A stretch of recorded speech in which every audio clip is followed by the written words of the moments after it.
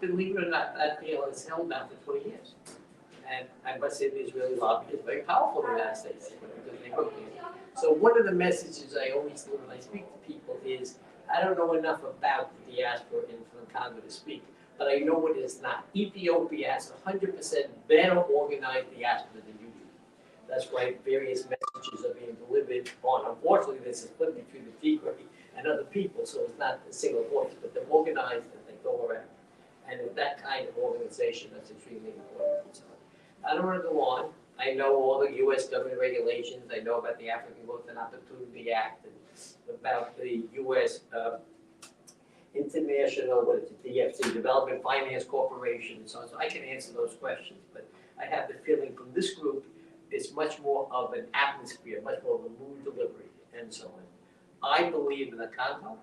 I believe that the U.S. can play a role with China, not instead of China. And I believe very strongly that the possibility of a country with such a strong diaspora exists. And as you all know, the African potential is unbelievable. Within, what, 20, 30 years, 33% of the working people in this world is going to come from Africa. Africa's population is already going to be more than China very shortly. It's, 1.2 billion now in China because they made that horrible mistake on one child, or whatever their policy is. Although the mistake, and they tell me about it, if somebody builds you a road, it doesn't mean you accept their system. And the Chinese system versus the American system, I'm putting my money on the American system. We're disorganized, we're not quite sure how things happen, we have people on the right, people on the left, but every single view is discussed, can be debated, and believe it or not, you come out with something at the end, whatever that legislation is. China went overboard on COVID. No one told them no. They didn't have a system like in the US. I mean, I think they were crazy. People said, it's like the Nazis making me wear masks. They said, thank God, they would have done that with the Jews instead of the numbers. Wear a mask, take it off, you're okay. But it was like, it's like, in my mind, dumb. But it was expressing a view that, hey, we're independent, no one should tell us what to do, and so on, etc. Russia made the biggest mistake in Ukraine. I mean, I don't care if they get another 37 kilometers or not. They have definitely turned back their country 5 years because of what this has done to the whole system they've developed. And if you don't agree with them in Russia, you leave. So you know how many brains they must have lost? I won't tell you, but a hell of a lot of people have left because they just don't like that system and so on. Iran is good, everybody's religious, but you see what was happening there, and they had a totalitarian government. But the average person today wants to believe, as Hillary Clinton said, in the global village.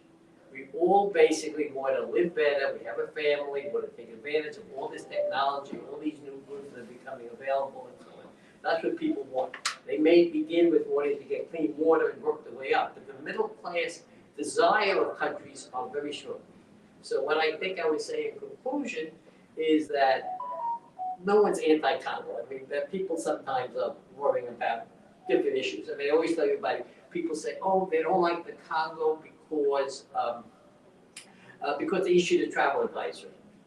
I was in the State Department and so on. And then become an ambassador like somebody else's husband did, but I was a happy member of the Foreign Service. And what do? You have a problem, which is political. If anybody gets injured in a country and so on, the first thing they say to the ambassador, why didn't you warn them about them coming? Why didn't you tell them it was a problem? And so on. My favorite story was I went down to Colombia to give speeches during the mafia and all that trouble with the drug wars. I was supposed to give a speech at the University of the Andes, which I thought was ridiculous. You're out of breath, you keep going higher and higher and higher, and you think you're there, then you go higher again, because it was, Colombia's a high country and so on. And I was supposed to speak, and all of a sudden, a security officer came away after you joined the Foreign Service and said, you can't speak. Why? And he said, well, because we have a security lease. Somebody shot somebody, 13 miles away, whatever it was. I said, that's ridiculous. I came all this mile, bought my ticket, paid to speak. And he said, you don't understand.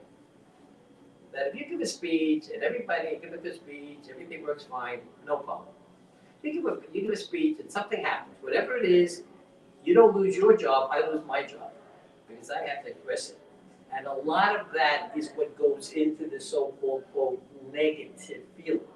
But if you now go to the U.S. government, and you go to the different agencies in the department, people who are like the GS 13, 12 levels, people who are there, you will find very friendly and helpful people. And they can provide financing, business plan, provide help with you in the way that you want. But of course, you still have to do most of it yourself. And I think those human relations that you emphasize is the most important. Thank you very much for inviting me. All right, thank you. Before you ask questions, please take the time to introduce yourself, what you do, who you are, and where you come from. Thank you. But why doesn't everybody introduce themselves first? Because I love to know what people are Yeah, we talking can about. start here. Sure. Okay, let's start from the cameraman. Okay. Yeah. So yeah, my name is Zoe Ajanga. I'm a life coach and I'm also a motivation speaker. Recently, I started like a small business with my friends in Congo, and we are working in the areas of marketing, basically like a media agency. What we're trying to do is to transform the way we brand companies, and also at the same time, we're also working on it's a tech app that actually will be utilized to pay student school fees. My name is Zoe. So You know the tech company. but The name of the tech company is Pay Inside. Right? Pay inside. Pay Inside, yeah. Right. So I know myself. Ma'am? Courtney Holman. I'm a McDonald's franchisee. I own 9 McDonald's restaurants. I'm sorry? McDonald's restaurants? You know, McDonald's food. I usually speak a little slowly and loudly, but I'm older, so none of this swearing stuff, because I miss it. I'm Nadine Bouy. I'm a doctor working at George Washington University here. Also married to Angelo and accompanying him in his various ventures in the Congo. Good afternoon, I'm Kengari Malikidogo Flood, and I came to learn more about tourism outside of Eastern Congo. So that's what brought me here today. Thank you. Oh, okay. Okay, all right.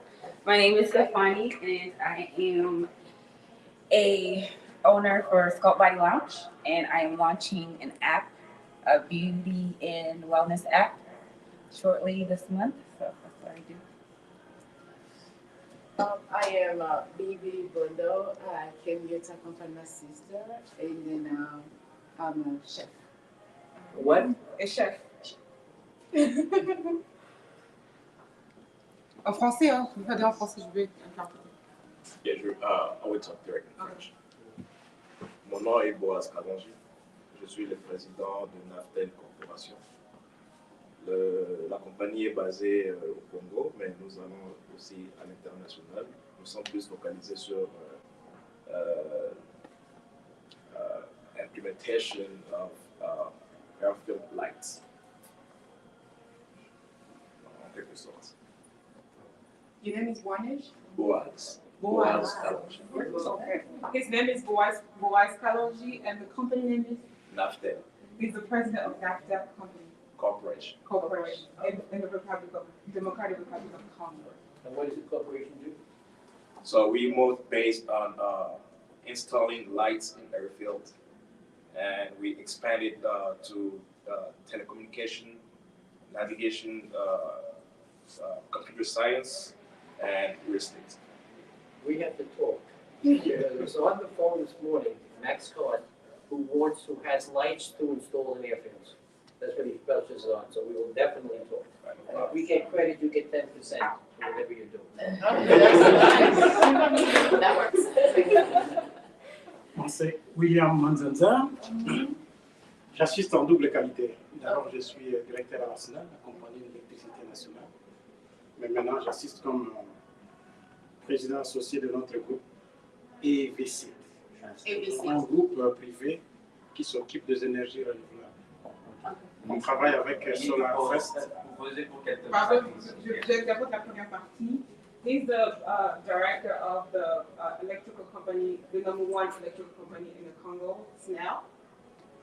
Et puis, je suis And he's also a member of, président associé de notre groupe a co-founder of the group. dans le cadre des énergies renouvelables. EVCT. Renewable energy in the Congo. So when you generate electricity, you distribute electricity, what exactly do you mean by electricity? Vous êtes là pour distribuer l'électricité. Oui, et puis nous avons un site touristique important, le barrage hydroélectrique d'Ingham, le premier en Afrique. Okay. They do this the distribution, and they also have tourism and Inga. The biggest touristic site that is about the Inga Dam. It's a touristic site.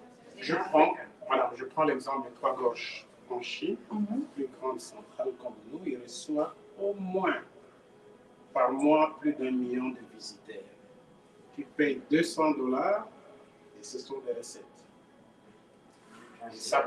C'est possible pour l'Inde aussi.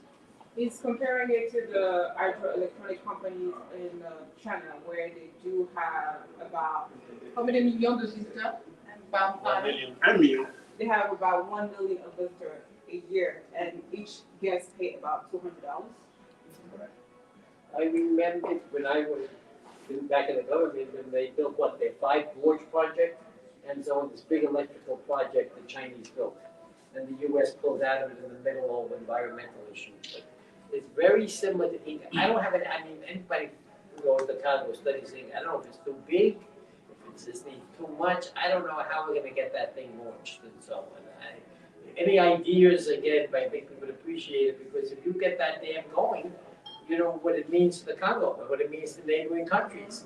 But is it gonna get going? Oui, traduit. Are you worried about, I want to get your question correctly.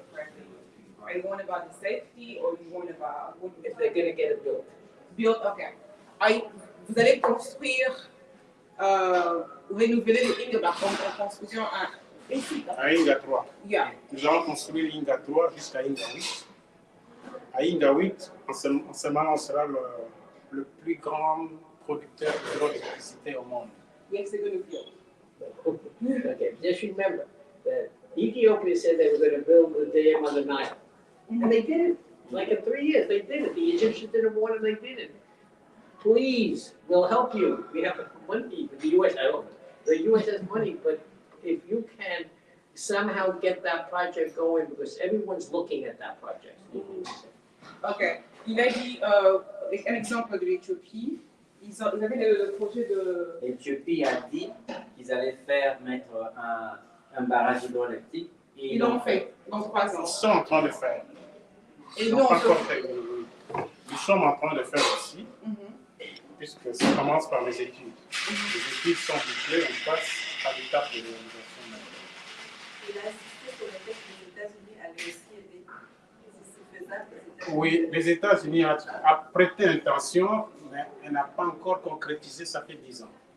Donc, il a dit si vous pouvez commencer, ils ont de ressources qui lui-même a dit qu'il va vous aider avec. Si vous pouvez commencer avec le plan. Le secteur est aussi libéralisé, le privé sont aussi en train de faire des barrages. Par exemple, nous faisons en privé aussi un barrage. Je crois que c'est pour ça qu'on a parlé avec M. Angelo. Et ces barrages doivent être entre l'Angola et le Congo pour alimenter les deux pays. So to make it very effective, basically, Steven, he's here on a business trip. He's here for me. We're gonna talk. Good. So let's go to the next person to introduce himself. Nansha, are you the next one? Yes, hello. Thank you for coming. My name is Nansha Kalanji. Not related to Boaz Kalanji. Just to be clear, we just met each other's house. Can you speak louder, please? Yes, so my The name farther is... we go in the room, the louder you have to speak. All right. So again, I'll introduce myself. My name is Nasha Kalonji. Like I said earlier, I'm not related to Boaz, but it was a pleasure meeting him as well. I'm a friend of Angelo. I'm actually the hotel manager. This is the hotel that I manage. Angelo is a friend that has, like you have shared, an incredible imagination. So I wanted to be part of that and to provide the space to really explore his brain and see what we can do back home. So pleasure to have you over here. Thank you. Ma'am, you don't have to stand up. Hi, my name is Daphne Titus. I've had the pleasure of working in Congo at 2 different periods for about a total of 10 years. And Kinshasa is one of my favorite places on earth. I am a consultant. I have my own consulting firm called Mapasa Strategies because I have Mapasa. And I assist U.S. individuals and organizations with doing activities all over the world with a focus on Africa. Thank you. Do I need to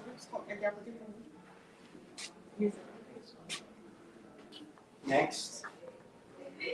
Hi, my name is Patricia. I'm a database engineer. I own an IT company called Shafar Technology that provides database development and administration services. I currently consult for the Department of Defense. Department of what? Defense, DoD. Thank you. Hello everyone. Hi. My name is Benny. I'm a junior analyst at the World Bank Treasury, and I heard about this event, so I came to meet fellow Congolese and hear what's happening. Thank you. Back there. Hi, my name is Zinga. I'm a business consultant. I'm a network engineer, and I'm a vice president of the Congolese Chamber of Commerce, which is CBRCC. So it's called Congolese Business Roundtable and Chamber of Commerce. So we deal with investment, we work with the DRC government when it comes to American investors willing to invest in the DRC, and perhaps connect the DRC interested in investing in America. It's CBRCC again. That's right. Hi, I'm Judith Kalonji. I'm Nasha's wife, and I'm a holistic. A little louder. Oops, sorry. I'm Judith Kalonji. I am Nasha's wife, and I'm also a holistic doctor. I practice functional medicine, and I'm from DRC. Hi everyone, my name is Tijan Sako. I work in commercial mortgage servicing. I am an employee for now. I have a lot of ideas and trying to figure out what business plan to put together. So yeah, it's in process. Let me just say to include, because one, I like it. This is a gorgeous people. I mean, you don't need to get clients to get clients. So these are gorgeous people already. So I don't know what they're about, buying sculpting, things like that. But I always enjoy enthusiasm, good questions, and so on. There's a private, help me out, what's the name of the private? LUA, what are the three provinces? Walaba. Thank you. We met the governor of Walaba. Walaba. I know we met the Walaba. And we met the governor. And one of the things we said, we're going to try to figure out if there's any diaspora in the state. So if anybody knows anyone who has come from Walaba, and so if we'll let my friend know what he wants to know, because we're trying to see what we might do to be helpful to her. It turns out to be an American citizen, and you very rarely meet a Congolese who is incapable. I mean, and she's very capable. So anyway, we'd like to help her. So anybody knows anybody from Walaba? What was that? But seriously, if you know anybody that area, but other than that, thank you very much for letting me come and speak. It was much more interesting than watching an old movie or a serial, so thank you for inviting me. Mrs. Stephen, I have a question. Oh, okay. I know, go ahead. Okay. As an individual who's not originally from the Congo, what was your biggest fear before going to Congo the first time? And when you got there, what was your biggest shock? I'm not afraid. I'm trying to think of what my wife would tell you all her fears. So when I'm listening to them. No, I never gave it any thought. I mean, I've traveled to like 114 countries. Mm-hmm. But everybody says people basically like Americans. I've never been in a country where I feel uncomfortable because of the American. Maybe with the police I go, but not being there. I mean, it's an interesting thing. What I have found, I'm always having a little personal conversation. I even went to the Arab countries. We have big discussions. Should we say we're Jewish, we're not Jewish, what should we do? Sometimes it's obvious you're Jewish. I mean, you don't say that. Anyway, every place I went was unbelievable. People assumed that I was a millionaire. Jewish. Oh, you're so successful. I was sitting there talking to the head of the Saudi Arabian Chamber of Commerce. And he's sitting there and he's telling me first about his own, everybody had experience in Brooklyn in school and what happened and this and that. And, I'm not, I'm a government official. Now I sell bullshit. I sell whatever we learned from the government. We sell them. But that was kind of, My favorite story was in China. I made this great ended up. We went to China, and we were meeting the owner of the largest pawn shop. That's the P-A-W-N, not P-O-R-N, but the largest pawn shop. And we were supposed to be there in the evening, but we missed it because the plane wasn't flying with us in the morning, and I get a call from somebody. And I was so we went to see there were two brothers and so on. He says, "Oh, there's no jewels left in Shanghai. We're all working in our pawn shop, and you could buy this car you never heard of, not a Lamborghini, you know, and there's no names, you know, you mentioned, whatever the bribe I got." And we're talking for a minute. He says, "My brother really wants to see you. We heard you're Jewish, and he really wants to see you. He reads all these books and everything. Can you stay a few minutes?" I said, "Sure." Brother comes, and he says, "I told him the book of Moses, you know, he reads the New Testament." He said, "No. I read about the Rothschilds, I read about our town, which was all New York people and so on." So that's part of what my only answer to your question is that there could be fears, and I'm sure there are fears, you know, disease, crime, whatever they are, but they are not founded for many countries in Africa, including the Congo. Health is a problem, go out there, but I have a friend who's there now, spent 5 days in a village without electricity or anything else. Unfortunately, he got COVID 2 times. And guess what? He took the local medicine, whatever their cures were, and as you know, they have over there. And he came back and was fine, and so on. And we were nervous when he had it. So that's kind of my answer is I wish I could say what I was afraid of. I think my only shock was, the only thing I was disappointed was the road system. Oh, yeah. In Kinshasa, the way I looked at it, they had one road that went from the airport by the presidential house down to the fancy hotel. And you walk to the left or the right, and in rain, you could have gone swimming. And that was kind of my question. That's why they have boots, and that's why you get people to move you around. It's not enough in the story. Anyway, thank you. Any other questions? I don't want to take. Well, we're gonna have more questions, so we're gonna jump into the next speaker.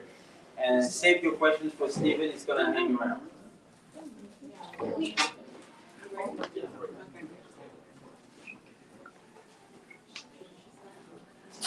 Hi everybody, you guys doing great. My name is Zoe, so I mainly work with individuals when it comes to personal development. I'm a life coach. So I'll just give a little bit of how this started, right? I went through a journey. When I got here in the US, I was 19 years old. I came straight from Kinshasa to here. And at first I wanted to do architecture, but then the plans of life changed. I found myself that I had to now start working and getting integrated in the US, right? And as I was trying to figure out what I wanted to do with my life, I realized one thing, that as Congolese, we don't actually support each other. We don't have that idea of supporting each other's dream and actually empowering the other person. So I said, okay, what can I do, right? And that's when I say, okay, someone say there's a quote that if you are looking for a book to read and you cannot find that title of that book, then that means you have to write a book. So I actually became that change in the community. I started working with myself first, trying to overcome my self-fear, trying to get a little bit confidence in what I do, and then also reaching out, started making videos online on YouTube. I was afraid at first because, you know, when you first stand in front of the camera, you start shaking and things like that. I'm sure you've seen had that before. So I started building that, and then as soon as I started putting my videos online, people start reacting here in the region and also in the Congo. And that's where my journey started, into like inspiring the younger generation, telling them, hey guys, your dreams matter, it's very important. And it's been like 5 years for now, like 5 years already, that I stopped actually bashing Congo, saying that, oh, Congo is not good, Congolese are so-and-so. Like, it's all about the mindset, how we change the way we view ourselves. We are living in the US. Americans, everywhere they go, they are proud of being American. They're very proud. Say, I'm an American, right? Mm-hmm. So what can we not do it for ourselves as well? It's all about the way we change the way we view the world and the way we view ourselves. And I feel like the problem is that we do not really appreciate ourselves enough. And I came to the point where, how can you bring that value back to the people? how can you tell someone that you matters? Because we don't know what potential lies within each person. You don't know what word of positivity that you share with somebody, how that word can change people. And today I started my life coaching with people, and I was shocked. First day I launched it, I got phone calls here in the US from a Nigerian brother. And then on the same week also, my calendar was booked for people back home. They were calling me, hey man, I'm trying to start like, this thing I want to do. And I'll give them strategy, and that's how it started. So my advice to everybody sitting here is that we need to become the change that we wish to see in the world. We have to.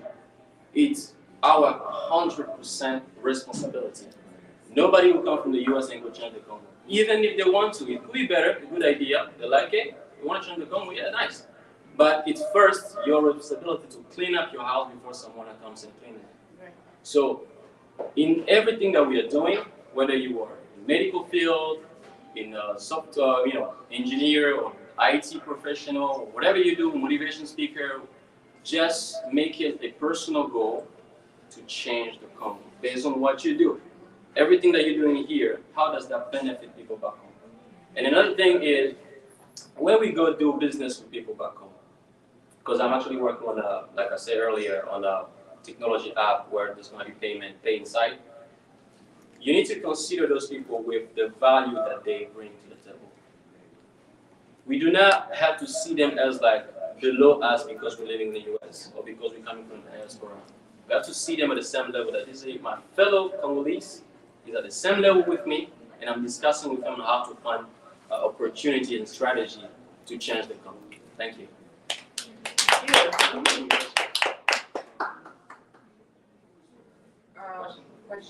Questions? Yes. Hi, Zoe. Hi. Thank you. What are the challenges you face in the IT sector in Congo, especially regarding the infrastructure there? Specifically, like the internet being unstable, or the electricity not switching off sometimes, like some of those things.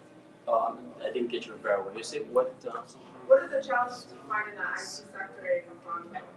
The challenge that okay, basically the way I'm working my company, I'm here and I'm monitoring their back home. Okay. So I'm actually there not on the ground, like hustling with them every day. I'm actually like holding multiple meetings with them every week to see how progress we go, how we going with the progress. So I'm actually like, not finding the actual issue back home about the internet. But I know that internet is a big issue there. But one of the things is they are trying their best, because it's not everybody, not in every country that's like we have the electricity and fast internet, like, the same way the Congo has struggled, other countries also have struggled, right? So I think these guys are doing the best they can with what they have. Yeah, do you speak French as well? Je parle français. He has a question. Ma question simple. Merci déjà pour la présentation. Votre plan de communication va concerner quel type de participants? Quel est l'impact dans la décision? La décision, ok. Ma partie de ce que je fais, c'est focaliser beaucoup plus sur le jeune. Vous savez, comme tout le monde, que le jeune constitue la majorité de la population africaine, et principalement au Congo. Et ce jeune représente l'énergie du continent. C'est-à-dire que si on arrive à s'investir dans ce jeune-là sur le plan mindset, changing la manière dont ils sont en train de penser, de voir la vie, de leur voir leur propre situation, ils peuvent devenir en fait la roue motrice qui bouge le continent, qui bouge le pays. Ouais, donc c'est ça en fait, moi je m'investis dans ça, dans leur parler, leur motiver, leur influencer par une bonne stratégie, par certaines façons de penser, par le mindset, qui va en fait transformer la façon de voir les choses. Parce qu'il y a d'autres personnes, si tu demandes va faire telle chose, on va faire un travail, they can complain, right? Because ils n'ont pas en fait assez de ressources pour faire ça. Mais il y a d'autres personnes qui ont la mentalité que si on me dit de faire ça, I have to figure out how to make it happen. And that's the mindset on itself. So that's what we're trying to share with those people. Thank you so much. We just mention to people what you just told me. Absolutely. So, first of all, hello to everybody. My name is Malik Nzanzo, and I'm from Gabon originally. I'm here as Global Affairs Network Television. It's GAN TV, GAN Plus. If you go on YouTube right now, you can maybe share that link because we are live. We are live right now on 5 platforms. So I'm actually the founder and the CEO of that group, Global Affairs Network. His first is the a consulting firm, but we also have a live stream portion of that. So my background is I'm a data manager. I've been a data manager for school for this school for the last 15 years. So I started and then I created my own consulting company. And we are dealing with, right now we're dealing with live stream events, something like this. News is like fast food now, If it's live, that make it live. After wait, nobody want to hear about it. So that's why we created this portion of our business dealing with live stream events. So if you go on Facebook, it's Global Affairs Network. We have French and English at the same time. We also present on Twitter, but basically YouTube is where most of our videos go. So GAN TV Plus. The event is live right now, so everything we're talking about, make sure you know the entire planet is watching. Okay. So again, thank you so much for Angelo that happened to be a friend of mine. But I've been very involved in Congo as a friend of Congo. So anything I can do. Also, I'm involved in politics. I didn't mention that when I saw my sister here, Kinga, she reminds me, also a politician on the side. As an African, right? Do so much thing at the same time. Right. So that was it. That was the information I wanted to go. If you hear the echo, it's because we have a computer in the back that also registers everything that's going on. Yes. How do you spell GAN TV, it's GAN TV, and then plus. If you go to YouTube. GAN TV. Yeah, GAN TV Plus. The link has been sent to my dear sister here in Angela. You can also share that link so that you can go directly. Because you're already here, you can share that with people who didn't have the chance to make it to this event. International? Yeah, we are watching in Europe, Africa, Caribbean, and here in the United States. So we do both. English. Africa, where Now, everywhere we have people to watch. There's no limitation of the internet nowadays. What the sites, because I've done some program with Angela about business and all kinds of stuff. Anybody can book me. I'm in schedule an interview with me. You can come on the show and we talk about whatever you do. Okay. The objective here is to make sure that whatever we do is spread out to the entire planet. That's the question I wanted to know. Yeah. Like when you say it's like in Africa, it's No. everywhere in Africa, people can see you live or just Yeah, they see me everywhere in Africa, everywhere in Europe. As long as they know what we do, they can connect to it online. Do you have like a keyword? Yeah, I can. Here in Montgomery County, and past 10 years. Guys, are we gonna take a 5-minute break? 5-minute break. Anybody want to use the restroom or grab a drink? And then we're gonna come back in 5 minutes. On va prendre un petit repas. So like working, we've had a nonprofit where we've been working to get investment in other people. So that's been a lot of the focus. I'm here on my own because it's been a long time. Yeah, it's good. But Looking real serious today. right. I'm more serious. But we're taking a trip back home. I needed to find some things for my American husband to calm down. Because I said we're going. But when you guys go, This summer. me too. I'm taking my 2 kids. Really? I'm gonna stay only 10 days and I'm gonna leave. Oh, yeah?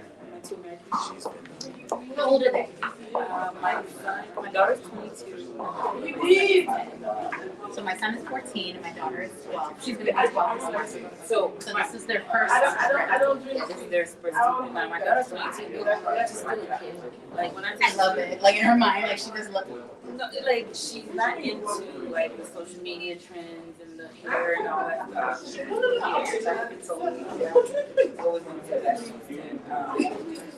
definitely.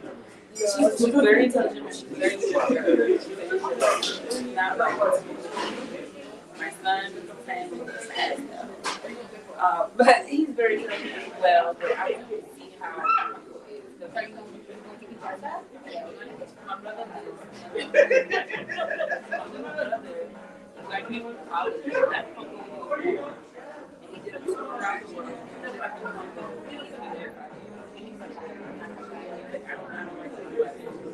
He bought up my privilege. He bought mine. Yeah. Yeah, he bought mine. Yeah.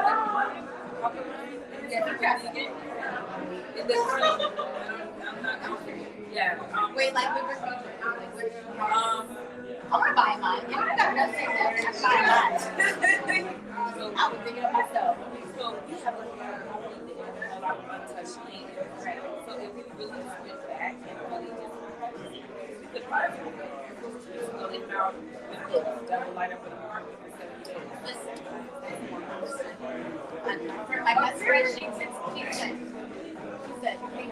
is this part of my competition? I was like, you want chaos? I was like, it's a drive to break into your house. And so you're going to try to put the fire out. You're not going to be dark. That they don't want anyone else to figure out how to do it. And we can. I don't know what his question was about. We have the companies in GC, right? The CCWM, are they more social? Does not have an association, like an association where you have a leader? No, so the reason I go back, Angela does it, and I don't get those about it. What groups I don't have this community of watching and there's like similar, but not in the scale like other countries have. Like the Nigeria, so like Nigeria, how do you scale it? How do you scale it and come together? Wow, that's what we're trying to do. Listen, my passion is to bring people together. Like if it's like, come on y'all, like let's. Angela's group, CCWF, the one in San Antonio, the one in Dallas that I'm familiar with. I'm like, why? Like, we should have it like once a year. We have a mandatory meeting. For example, like, are you very structured? I'm very structured. I'm a mom. You're a Taurus. I'm a Taurus. No, what it is we are so blunt. And we're straightforward, people take that as, oh, so we're just I'm not gonna like that. I work in the department and I'm starting to like we don't have time for shenanigans. We're like, let's get to the point. Let's get to the point. Let's get to what's the issue. I'm not gonna cry about it, you know, about everything. I don't have a single thing that I can love or anybody, any jealousy, any of that. I love to help women and grow and become their best. That's just the person I am. I'm very honest, very straightforward. Sometimes I have to choose one of the people can't stand it. Because they're not wrong. It's not like, it's not what you have to say. But also, how you say it.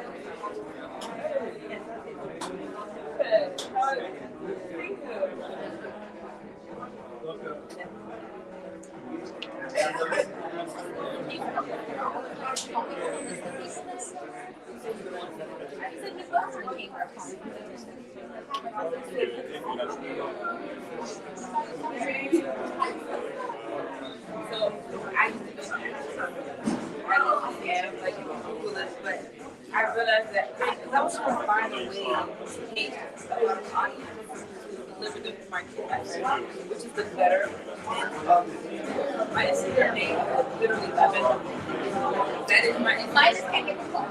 Okay.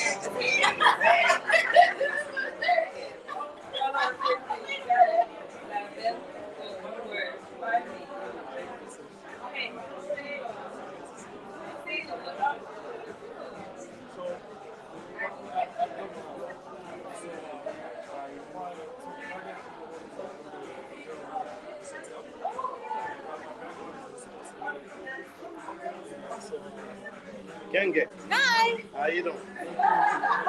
Sure.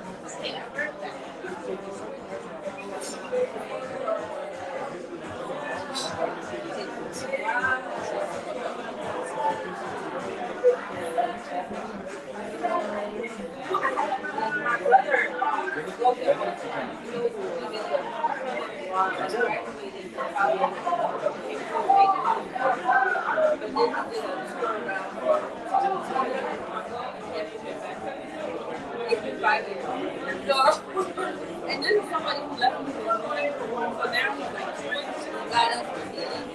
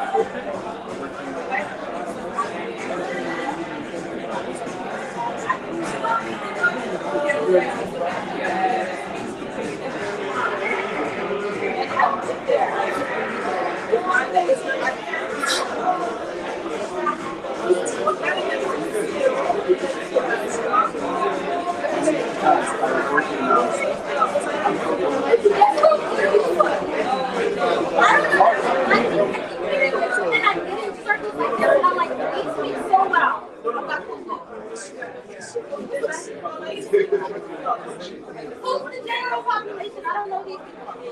My opinion is this. That generation, they kind of disrupted our whole flow. Because everything was about, you know how Christianity and all that, which is great, I believe in God. But it has to be something outside of that. You know?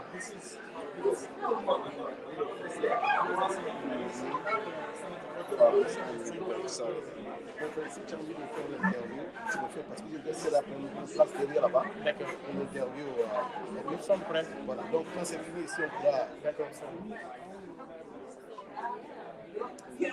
Yeah. So you're saying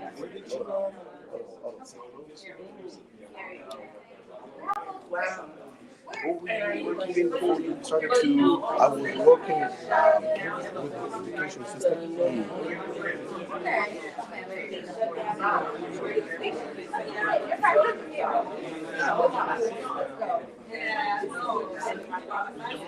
Guys, we're just gonna wrap it up. Anytime of this. So, do you have a bid? What would I need? I have mine on the table right there. Actually, I was talking to my mother. Give me two. I'm gonna give her one. Look at both players. They're seven. They don't have phenomenal cancer. All right, we're gonna conclude the meeting with the CEO of my great grandmother and the main organizer, Mr. Angelo, the mastermind behind this whole thing. And thank you again for coming. Thank you, everyone. So we're gonna, I want to thank everyone for coming, and thanks to all the speakers. You've done a great job.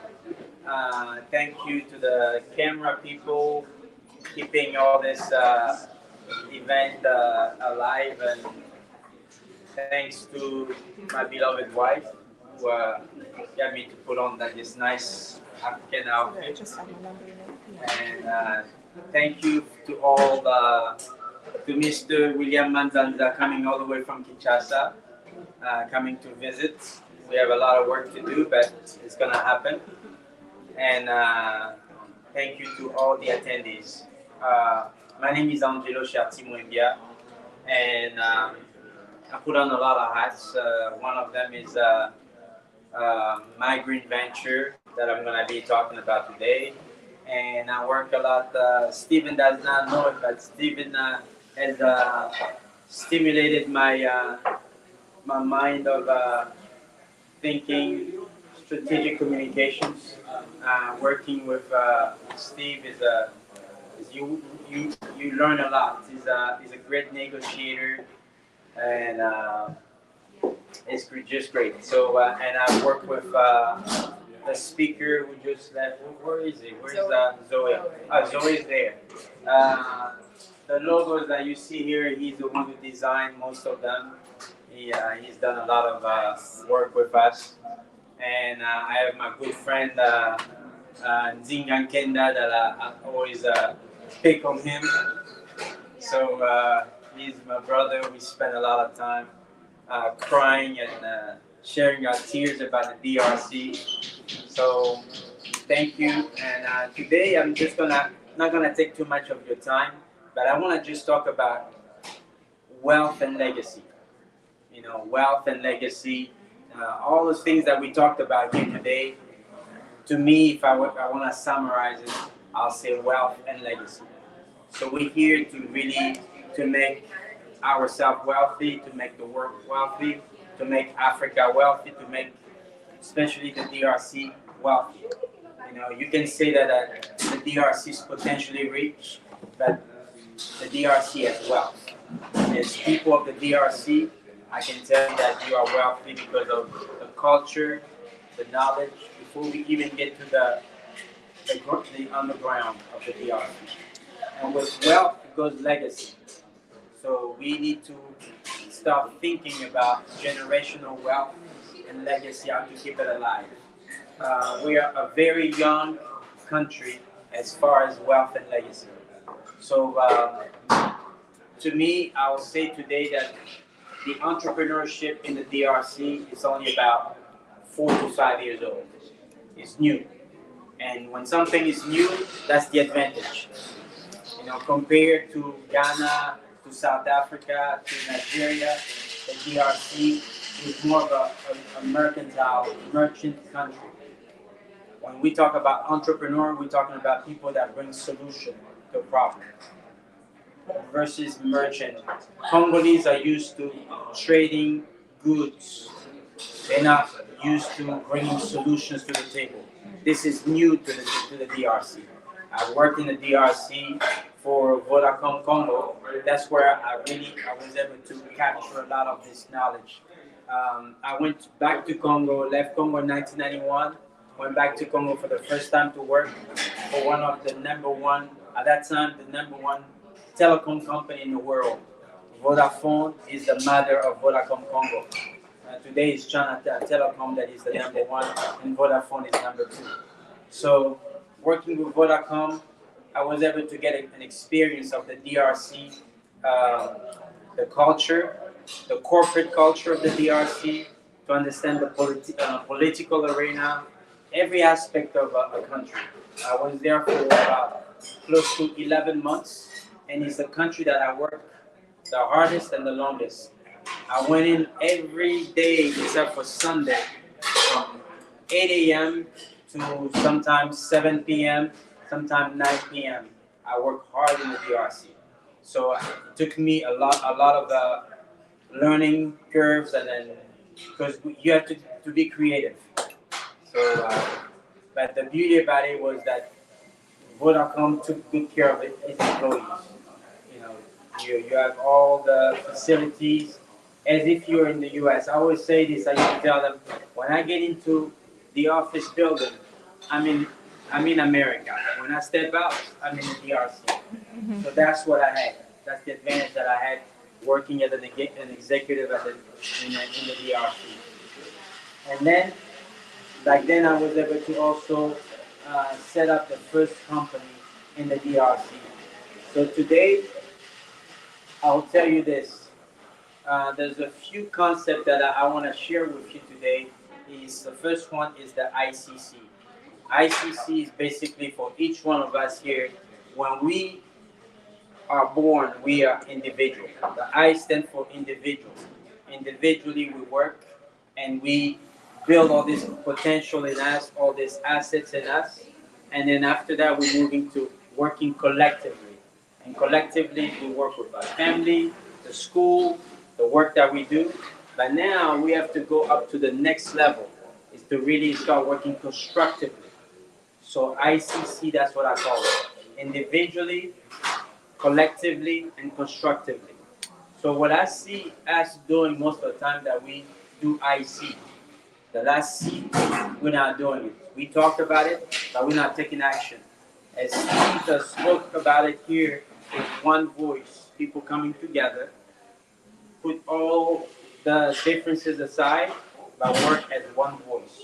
That's a great asset. So I'm gonna jump in this. I put something together. I'm gonna try to follow it as much as I can.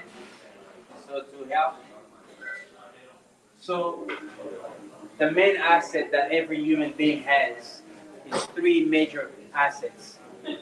It's God Himself, and number two is humankind, and number three is the land. So what gather us here as Africans and as Congolese is the land that we all have access to. We were born there. So when I say God, is basically what we share with God is vision. We share the mission, the core values. We share all the faith, love, and the hope that we have. That's the godly part. Everyone has to have that. Number two is the human. Human is really the relationship that you build among yourselves. Today, we gather here today, we're building a relationship. A lot of people, most of you here don't know each other, so you're gonna get to know more people in your life. And with that, you're gonna build a leadership, and you're gonna be lobbying. You know, it's a word that Washington, D.C. does not like a match, but lobbying is really a strategic communication.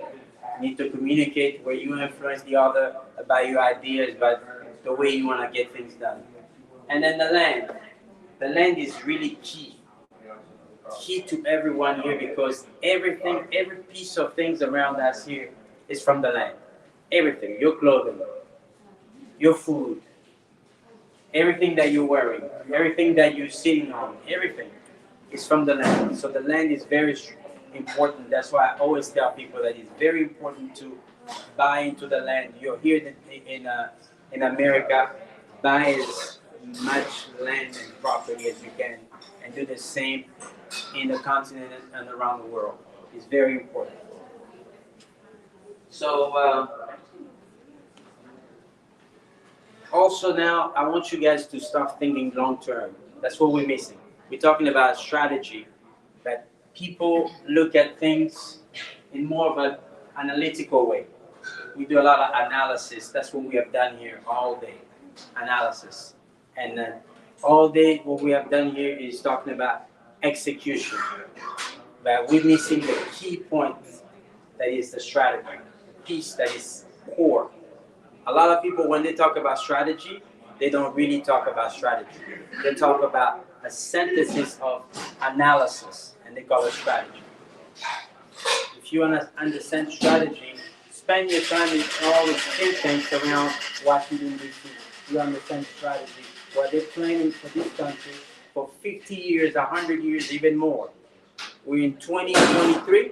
America is thinking about 2123. That's what Africa has to start thinking about. And my brother William, that's what we need to start thinking about. With electricity, without electricity, Africa will not industrialize. Energy in general. So it's very important that we sit down and we strategize about the future. We don't have to wait for politicians to do that. We, as the private sector, we can come together, as civil society and private sectors, we can come together and put the strategies for businesses in different areas and how to move forward.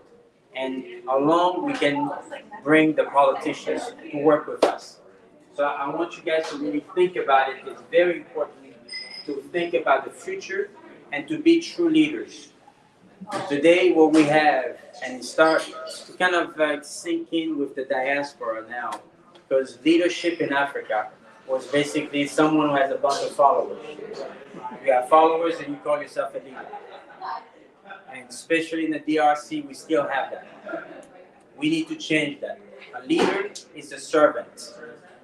Like you, I used to see my big brother Obama, he retrousse ses manches and he's working. So you have to show leadership. It's very important to become true leaders, not just a leader with a bunch of followers. We need to learn how to serve, to build, and to prepare for the future.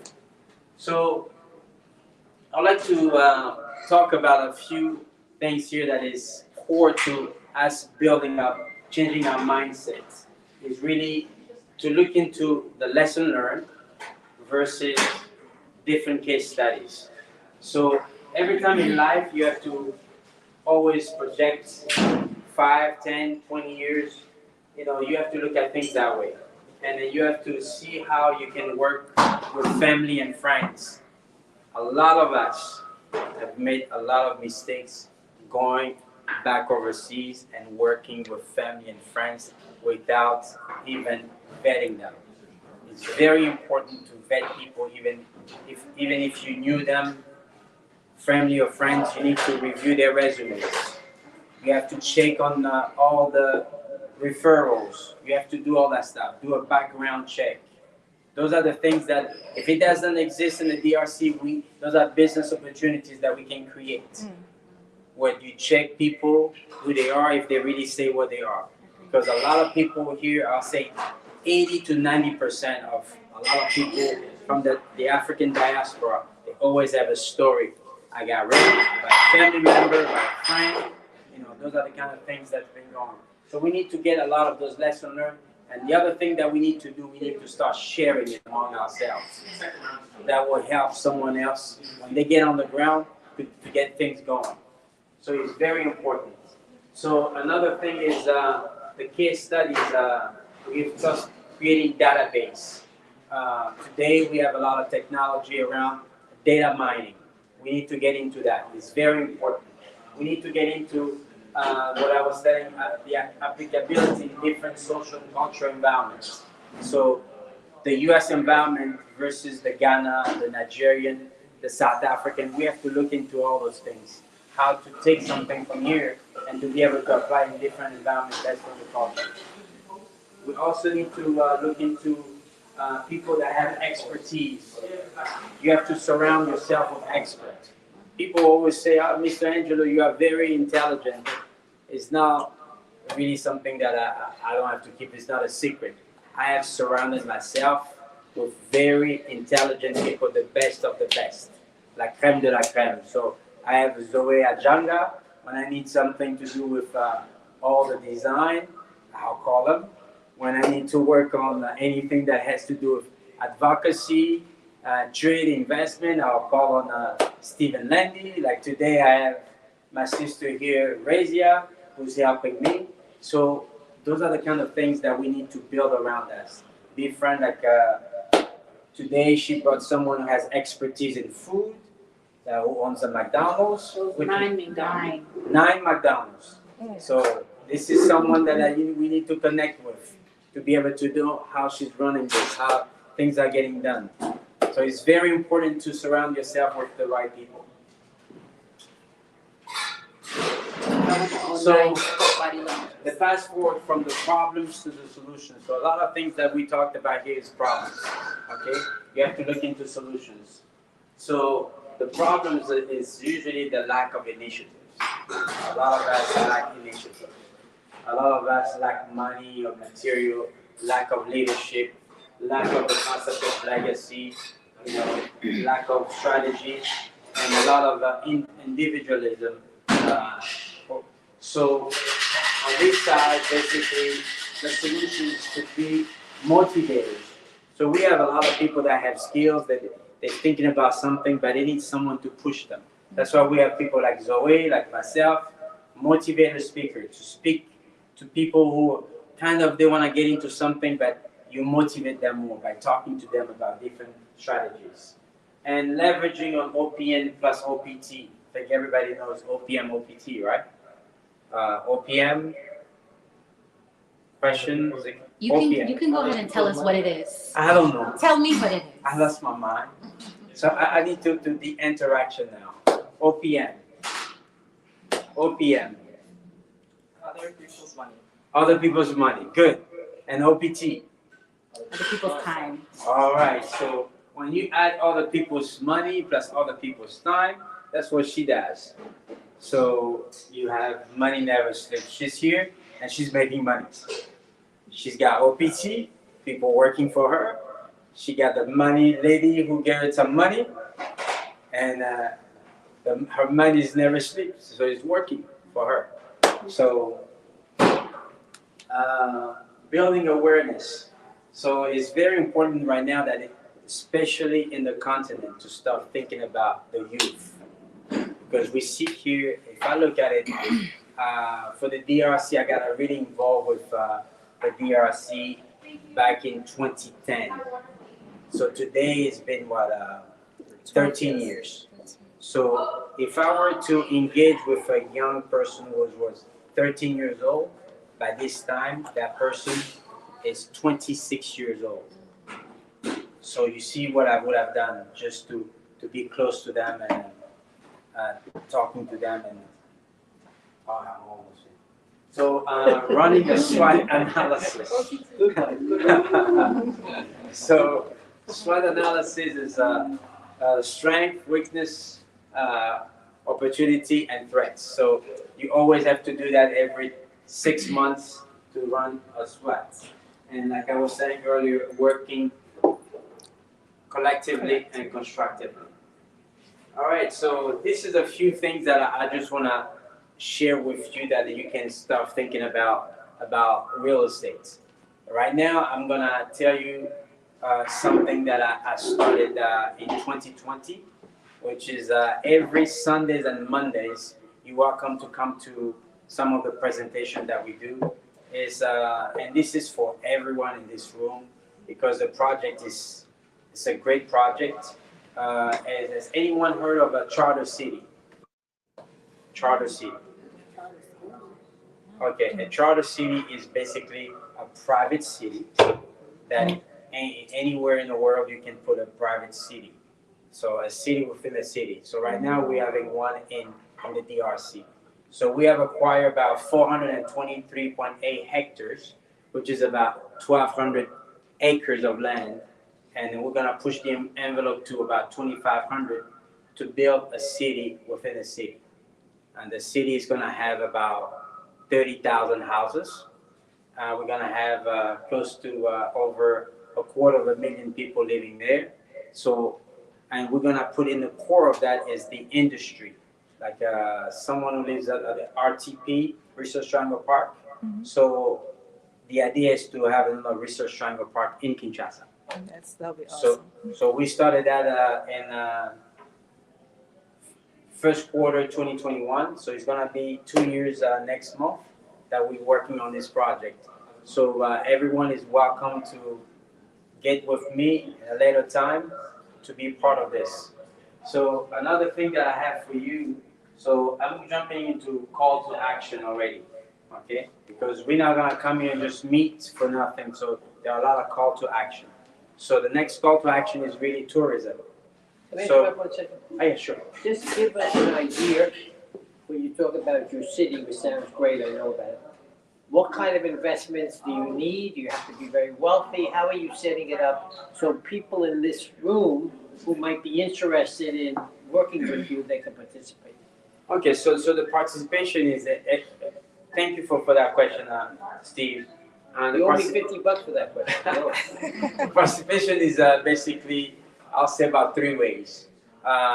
Number one is technical expertise, because your technical expertise will create a long-term investment into this. So any area of expertise is very welcome for this.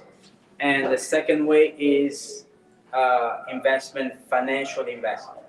So the financial investment is key. The financial starts at the 50K and up to $250,000. And the third one is And what, 50 US dollars or?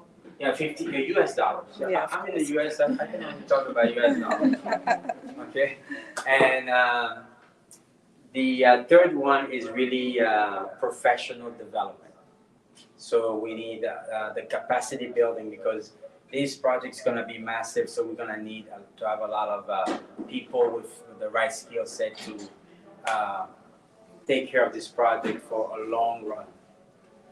Okay, so I was going to talk about tourism because tourism is also strategic, going to help all these other components of projects for all of us here.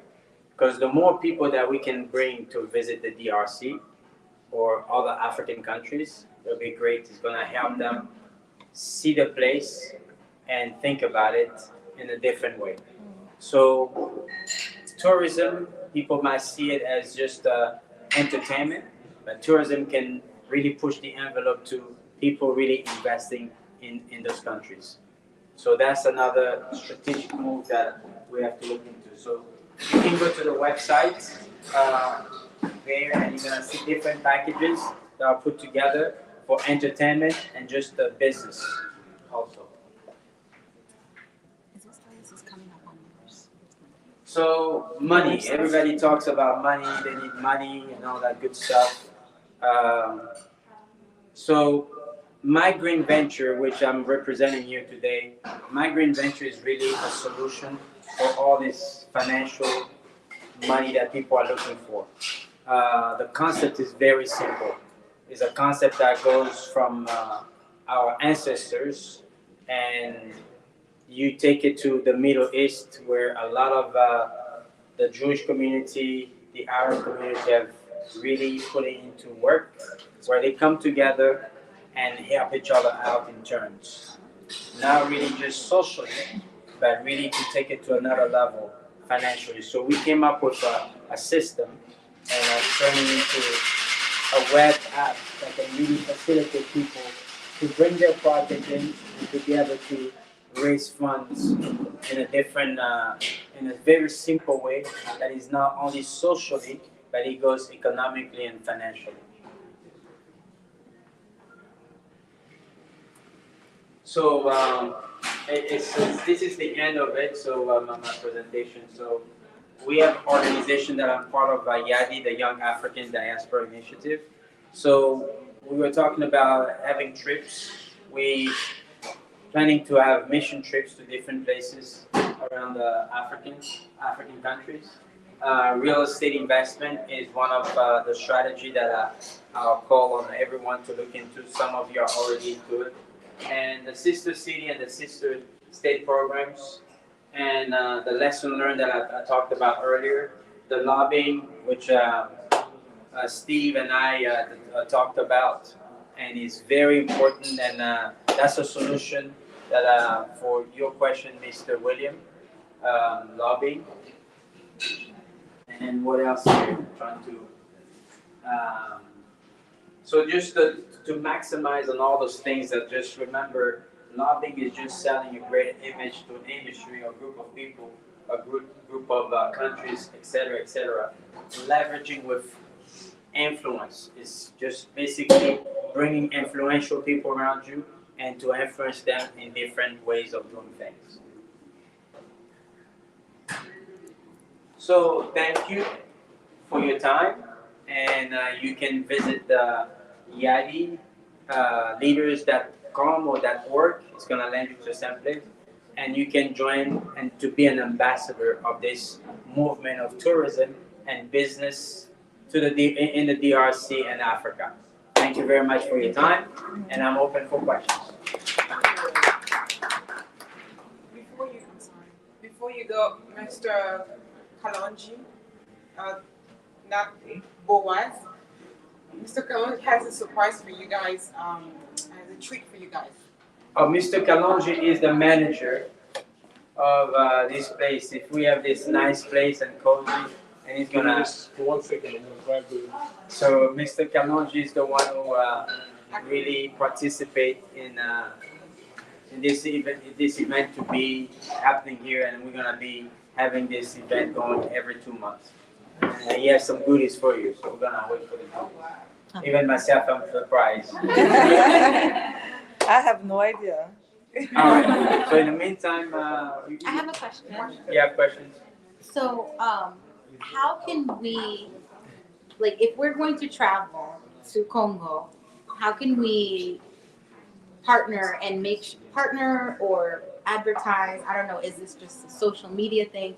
How do we ensure that our travels are publicized through this group, through anywhere else, so that way people see that we, diaspora, are traveling to Congo, and when we're going there, these are our experiences, these are our accommodations, these are our guides. How can we do that, and how do you want us to do that? Because I'm sure there are people that are planning trips. Mm-hmm. So I gave you a barcode, so you can scan here, and you're gonna see the section that says call to action, and you're gonna see a category that talks about that. So Congo Culture USA has the basic information about what you want that. us to do. Yeah. Okay, thank you. Any other questions? Steve, you don't have a question for me? I did one thing, quickly. Any questions, Mr. Boaz? No question. All right, this is what I did. I took two separate points. One, since I know the power of this Jewish group, I wanted to give you the name. Not to have you join it, you're invited to join it, but to just give you an idea of how people should organize to have power. And the name of the group is a little name, the Conference of Presidents of Major American Jewish Organizations. So the COP is a short name. Conference of American Presidents. Conference of Presidents of Major American Jewish Organizations. COP. They have put 52 groups together. I just knew the big ones. And I just do that again because it's a model that may be of interest, because I wish in what I do, I would love to have more support from the diaspora. And I know people are doing it, I don't know who they are, and so, but that's extremely important. I think the only thing I would say at the end is that when we do I didn't do any selling of our company. We don't have to sell anything, no. But basically, what we do, if you need help with the government, we'll be your eyes and ears and take you through it and try to focus on small and medium size, particularly what's available, put the pressure on you to come up with business plans and be, not waste your time, in the speech. So that's what we basically do for a living, if we could be helpful to you. And the only thing I would simply say in conclusion is that the Congo is going to be, I won't be here, you may not be here. The Congo is the future of this continent. There are 4 countries that matter: South Africa, Congo, Nigeria, Ethiopia. Maybe Egypt. I don't know what to do with it. I don't know how to include Egypt, but is there. But those are where the power is gonna come, and you are the power in French-speaking Africa. So my only comment is, comes back to the point that the previous speaker made, be proud that you're Congolese. The West did you a horrible job. No country had worse colonialism than you had. I don't have to tell you what it was because you know better than I do, and how you come back and so on. And you're gonna have an election in December. Yep. And that's going to be a very democratic, small D election. Be proud of it. Don't let people, oh, it's dishonest, it's illegal. It is unbelievable what you've done. And you gotta sell it, because I love that previous speaker when he said, be proud. I think that was the message. Thank you. That was what I was We saying. all. Okay. Yeah, so you guys have named, it's gonna tell you guys, name the winner, and then tell you guys, yeah, we have 3 winners. And I'm gonna tell you guys what you guys won. It was anonymous. Anonymous. Okay. So our first winner for 2 complimentary cocktails at the Cloud M is Vivi. Oh. Vivi.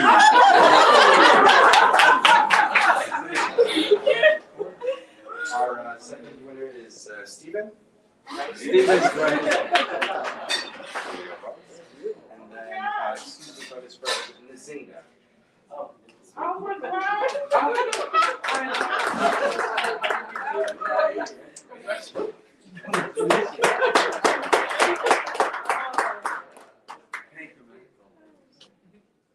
All right, thank you, and then you guys enjoy it, and then the music is gonna play. You can Just take more pictures and then. food and drinks, and have fun, and then mark the date, April 8th, Saturday, April 8th, we're meeting here again. All right, real quick. I'm gonna send a link to anybody that want to do the interview. Just I wanna have your feeling about the event. So if you give me your number, I will send you a link, and then you can stay where you are. I will invite you on my show directly. We're live right now, and we can have that conversation. Okay. So I'm gonna walk around, give you the number, click on that link, and tell me what you think about the event and the takeaway. Does that work? Yes. All right. Thank you. So how do you like put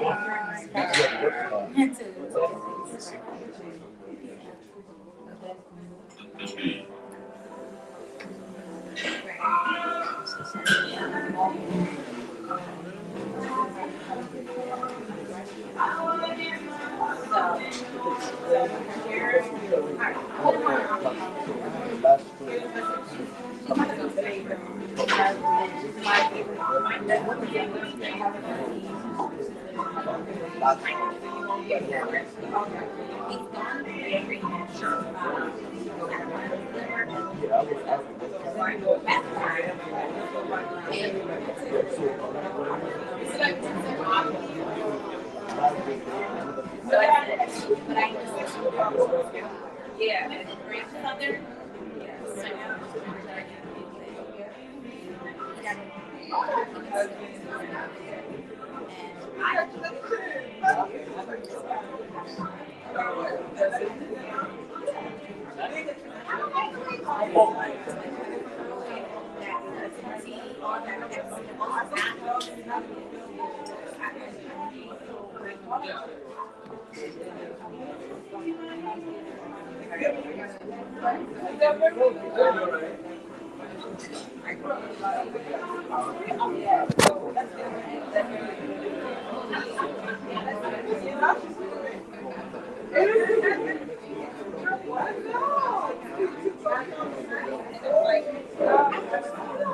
I think if you want,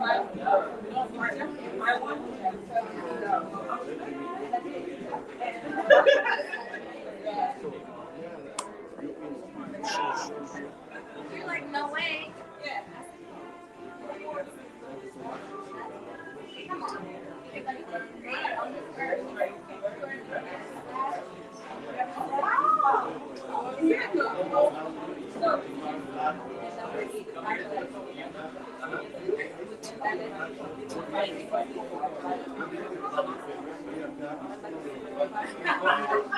Maybe have a seat where there's a light.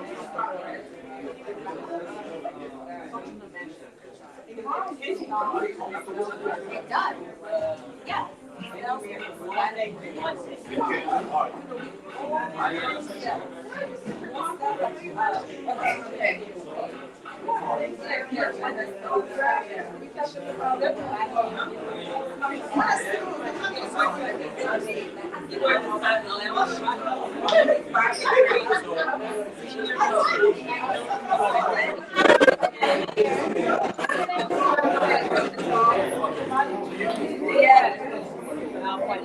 Oh, he has my card. He already got mine. He got it.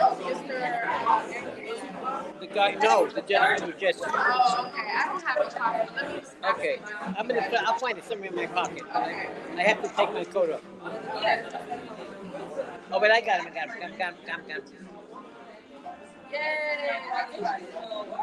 His last name is not my father's last name. Thank you so much. Appreciate it.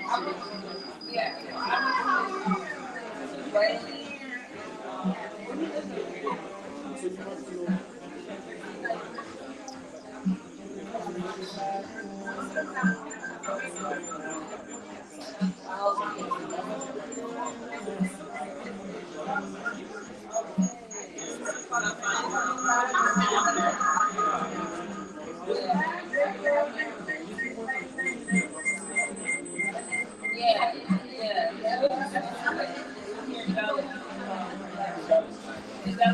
Can you hear me okay? Can you hear me? Hello, Steve?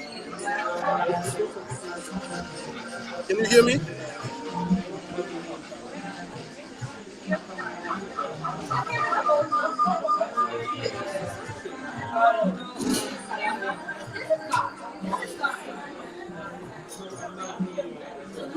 I don't hear you.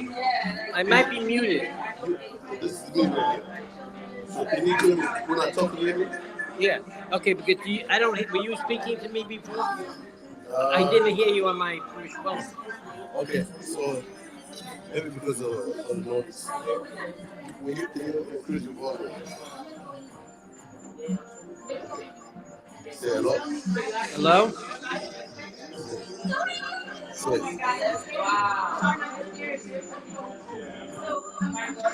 Can you speak again? Say hello. Hello? Yeah, I can hear you. I don't hear you. I don't hear you. Okay, what was your comment? This is the noise.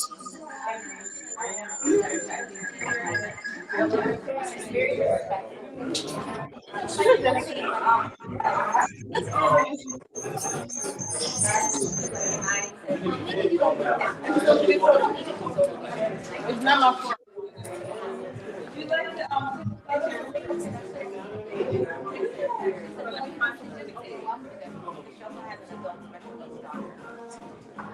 I don't drink, so let's take this. Okay, maybe you got two of them then.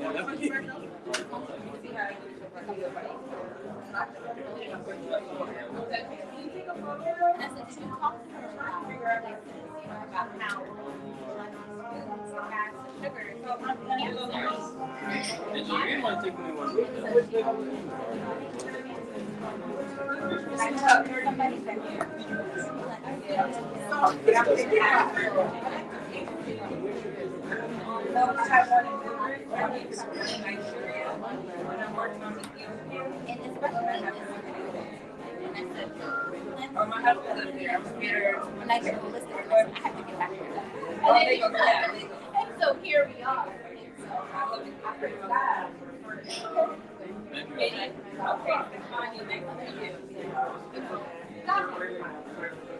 Oh, really? No, I was there. I have to find the seat.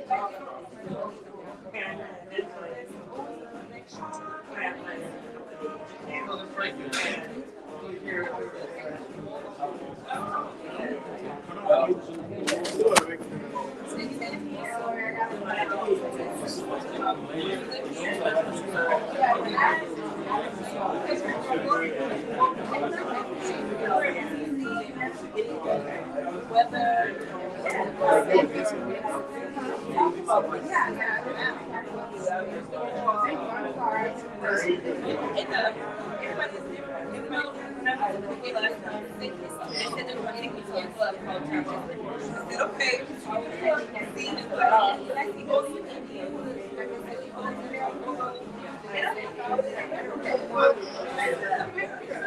everybody, everything that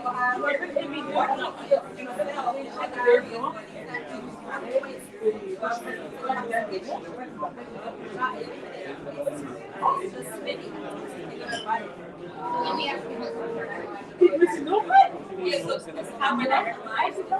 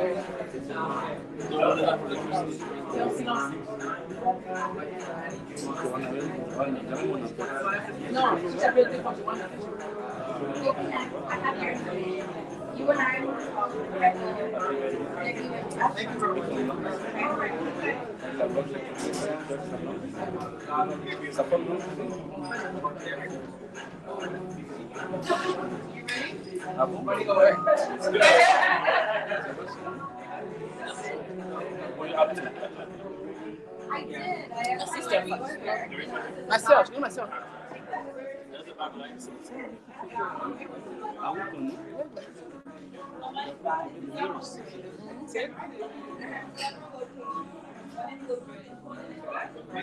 Mas tem como seu rei?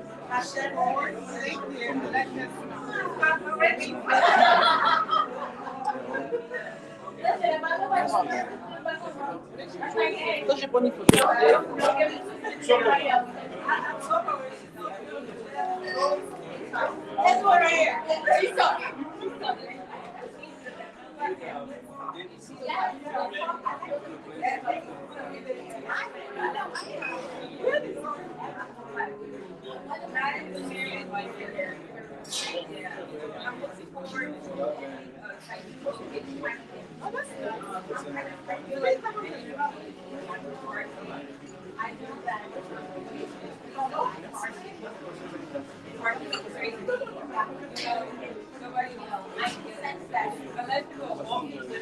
You're not going to say, oh no, don't go the medical route, you know, because you're not trying to.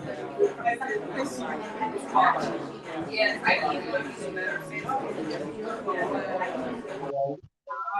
Quiet. Can you hear me?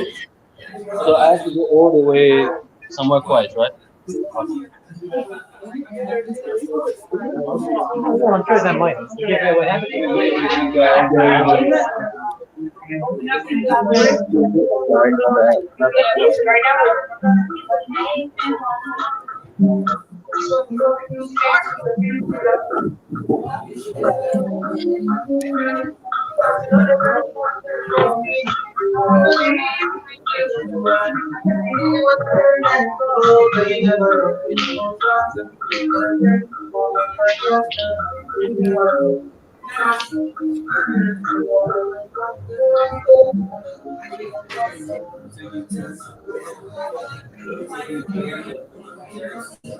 So, can you hear me? Yeah, je t'écoute très bien, mais apparemment, j'essaie d'éviter le bruit là. Mais ça va quand même? Oui, je t'entends quand même. Je t'entends quand même. Mais je vais. You gotta go. You were still in the studio. I'm gonna log you off. But even from your house, I'm gonna send you a link. that will be a little bit quieter. I'll call you, yeah. So Ok, that let me will be the turn the most audio. effective way for you to just say whatever. We're C'est gonna un work peu on fort it. ici. Hein. The media part in whatever you do. Absolutely. Good job, man. Oui, Ok, Zoé, tu m'entends? on s'écoute très bien. Oui, ben écoute, c'était juste, je voulais juste te poser la question par rapport à l'événement. Tu es venu dans cet événement qui est toujours en cours là. Tu es venu en tant que qui, en tant que quoi et pourquoi? Explique-nous un peu, donne-nous un peu ton point de vue par rapport à ce qui s'est passé. Ok, donc moi je suis dans le business de life coaching. Je donne de coaching session à des individuels, des gens qui veulent s'investir dans le. Principalement, je travaille beaucoup plus avec les individus, mais au-delà de ça, je suis dans le business. Je suis en train de travailler avec une équipe à Kinshasa où il y a développé une app pour recevoir le paiement. And very shortly, on va vraiment être en mesure de pouvoir partager ça aux jeunes du public. Mais au-delà de ça, vraiment, c'est le mindset ce que je fais avec les jeunes ici aux États-Unis et au pays aussi. Donc, c'est un peu ça pour ce que je fais. Quoi. Absolument. Mais écoute, tu es un motivation speaker. Effectivement, yeah. Et ici, là, c'est quelque chose qui est très connu ici aux États-Unis. Est-ce que tu as déjà mis en pratique ce art au niveau de l'Afrique? Les gens consomment-ils cette aptitude-là? Motivation speaker, est-ce que tu as la possibilité de faire ça avec les Africains? Effectivement. Donc, comme je disais, la première semaine où je lance mon coaching session, j'ai reçu beaucoup de bookings à partir de Kinshasa, d'ailleurs au-delà des États-Unis. Donc, ça prouve que c'est quelque chose que les jeunes sont vraiment à la recherche de ça. Parce qu'il y a tellement beaucoup de jeunes qui ont beaucoup de potentiel en eux. Et malheureusement, il y a personne qui peut, en fait, réveiller ce genre de potentiel en eux parce qu'il n'y a pas assez de gens qui encouragent les gens, de suivre leurs rêves ou bien de se prendre, en fait, en valeur. Vous voyez? Alors, ce que je suis en train de faire, c'est que je suis en train de travailler en sorte que les gens retrouvent, en fait, leur dignité et leur valeur.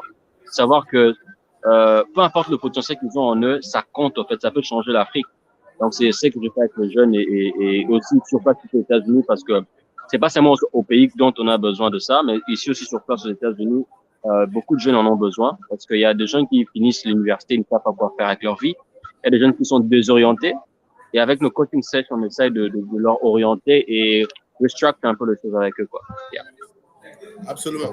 Et concernant l'événement d'aujourd'hui, quel sentiment vous avez par rapport à ce qui s'est passé aujourd'hui? Pour moi, c'est l'espoir. En fait, quand je vois ce genre d'événement, ça me donne beaucoup de courage parce que ça me dit que, en fait, nous sommes en train de changer les choses. J'aime beaucoup plus être parmi les acteurs du changement, n'est-ce pas, et non dans le camp de gens qui se plaignent sur l'Afrique ou bien sur le Congo, n'est-ce pas. Donc moi, j'aime beaucoup plus être participer au changement. Et aujourd'hui, c'était vraiment quelque chose ça m'a beaucoup épaté. On a eu beaucoup de gens qui ont partagé les opportunités, partagé en fait leurs pensées, partagé dans le business opportunity en fait ici aux États-Unis au pays. Et en fait, ça inspire en fait, ça nous pousse encore à faire ça plus. Et ça, ce n'est que le début. Et j'ai aussi invité à d'autres amis qui ne sont pas venus de continuer à venir à ce genre de événements parce que ça nous aide en fait à voir un peu le monde en grand et à prendre nos responsabilités sur ce qui concerne changer le pays. Ouais. Absolument, absolument. Et donc, qu'est-ce qui a été fixé par rapport au prochain événement? Est-ce que c'est quelque chose qui va se passer beaucoup plus souvent ici?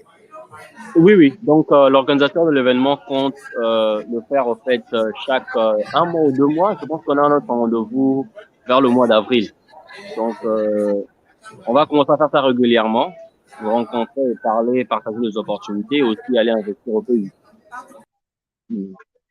Ouais, donc c'est un peu ça, quoi. Oui, Zoé, j'essaie de faire plusieurs choses à la fois. Mais écoute, s'il y a quelque chose que take away,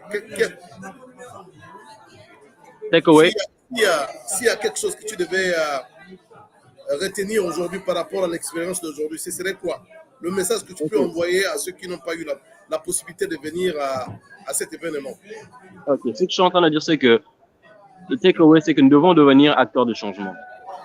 Le Congo ne va pas changer si nous ne prenons pas cette responsabilité de changer le Congo. Donc, on a déjà commencé, Et partout, il y a de mouvements. Tu peux regarder les réseaux sociaux, il y a des gens qui commencent déjà à aller investir au pays. Donc, c'est simplement de nous joindre, en fait, à ce mouvement-là et d'aller changer les choses, vraiment. Parce que c'est notre continent. Donc, c'est notre pays et nous devons le changer. Nous devons changer les choses.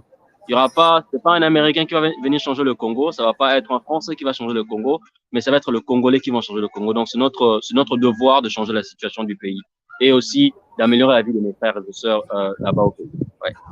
Oui, mais Monsieur Andiolo, qui vous certainement vous, comment expliquez-nous un peu comment vous vous êtes rencontrés et qu'est-ce qui vous inspire, l'énergie qu'il apporte, le knowledge et tout le reste. Comment est-ce qu'on devait vraiment, pour ceux qui ne le connaissent pas encore, qu'est-ce qu'il faut faire? Le contacter, essayer un peu de donner un peu quelque chose qui fait en sorte que les gens vont s'impliquer, c'est s'intéresser plus dans les événements de ce genre-là.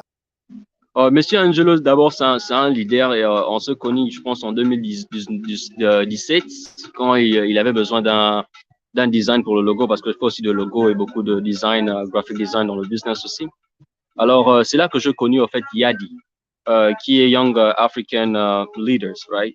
Donc, en fait, avec cette organisation, nous essayons de créer des opportunités pour les jeunes qui sont ici, jeunes Africains qui sont ici aux États-Unis, aussi aux jeunes Africains qui sont sur l'étendue de l'Afrique.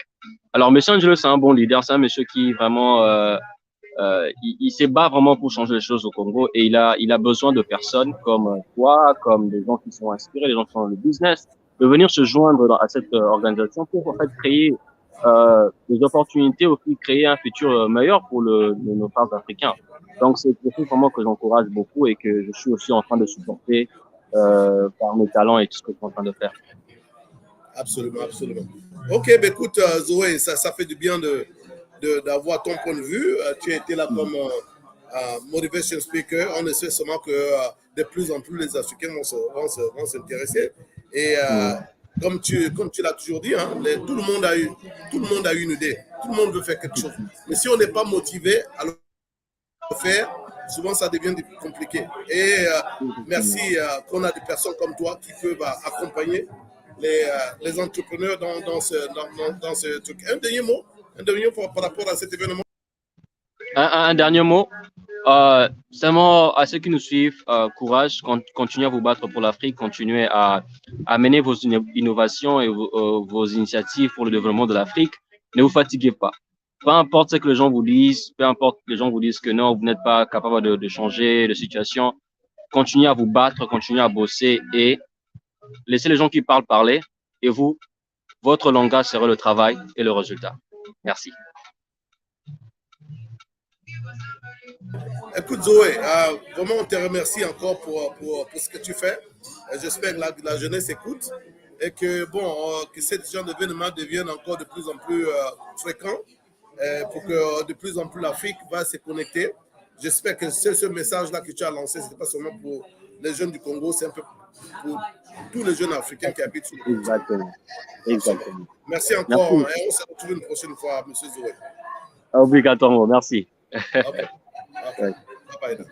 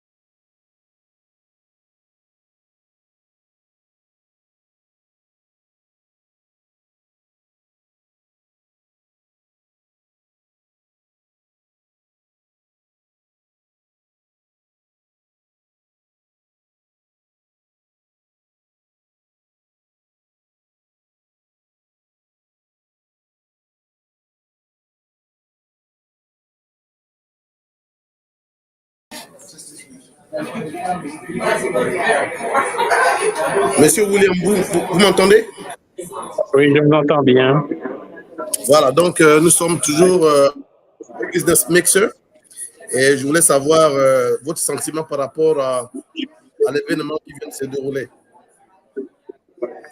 Oui, l'industrie ou la promotion du tourisme au Congo va booster deux secteurs importants. D'abord, l'économie, parce que ça va rapporter des ressources au pays. Et deuxièmement, ça va alléger l'image ternie du Congo, qui va s'améliorer davantage vis-à-vis de l'extérieur. Donc, c'est une activité tout à fait importante pour le Congo et même pour l'Afrique centrale dans son ensemble. Absolument. Donc, vous êtes là, je crois qu'en visite business. Oui. Est-ce que vous avez déjà commencé à contacter, à rencontrer certains hommes d'affaires, hormis cette rencontre aujourd'hui? Oui, on a rencontré plusieurs hommes d'affaires américains dans le cadre aussi de la promotion de notre société EVCT, donc l'énergie verte du Congo. Donc, c'est une structure privée efficace qui veut aller vite et développer les énergies renouvelables. Et c'est dans ce cadre-là, on est là. Les infrastructures que nous allons développer, même les centrales hydroélectriques, vont aussi mettre en place des structures d'accueil pour faciliter le tourisme, hein, à l'instar ou à l'exemple de ce qui se passe à Trois-Gorges. Voilà. Okay. Donc, non seulement la vente d'électricité, mais le secteur du tourisme, même dans l'énergie verte, peut rapporter encore beaucoup plus d'argent. Très bien, très bien. Donc, comment vous avez su à propos de cet événement? Vous connaissez M. Angelo, l'organisateur? S'il vous plaît, il y a des bruits, je n'ai pas bien entendu. Oui, je disais, vraiment, excusez, je sais qu'il y a Je voulais savoir par rapport à l'événement d'aujourd'hui, l'organisateur de cet événement, M. Angelo, vous le connaissez?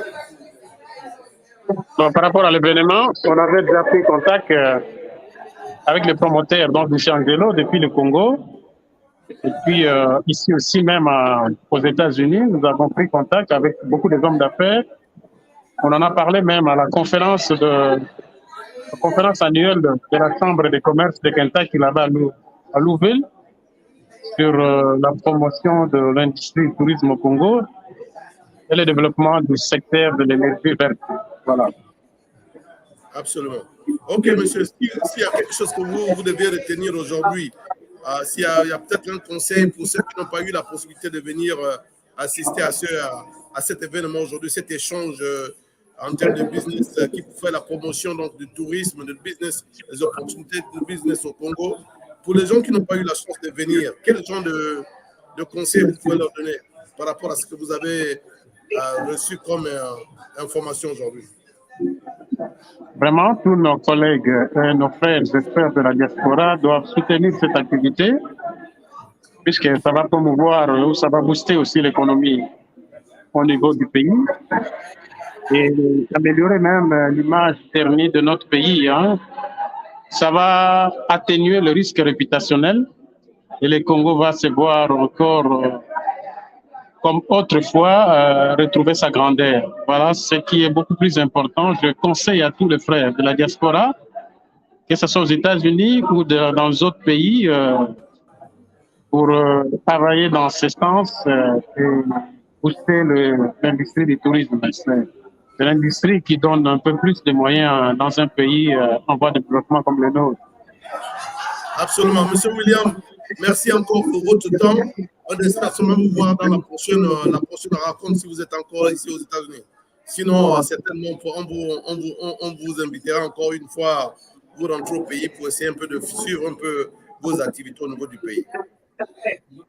Oui, merci à vous. Merci à tous les responsables des VTC, donc l'énergie verte du Congo et Trading, qui ont financé cette activité. Merci pour la qualité du travail. Merci. Absolument. Donc, vous étiez sur Gain TV+, qui est donc streamline depuis ici les États-Unis, l'Afrique et l'Europe. Encore une fois, M. William, merci. On vous retrouve une prochaine fois. Non, je dis que nous sommes conscients que notre pays, le Congo, va se développer, et surtout avec les bases qui sont en train d'être jetées. Même le tourisme va revenir sur la scène. Et je suis certain que les jeunes vont aussi s'approprier de cette activité pour faire avancer les choses. Merci à tous, merci aux autorités qui travaillent pour que les choses marchent, et merci à tous ceux de la diaspora qui vont dans le même sens, qui ont la même vision pour donner un appui efficace au développement de notre pays.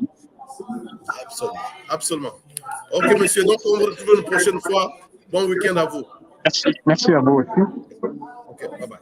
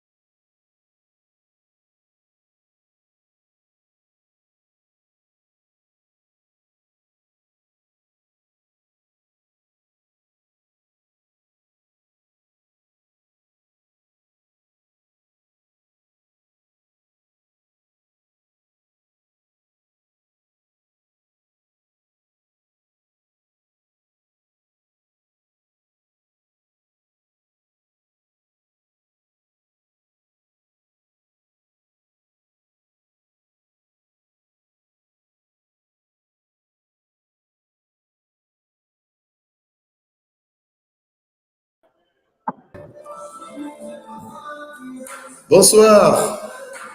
Vous m'entendez? Ok, très bien. Donc, déjà, bienvenue sur Gain TV. Merci.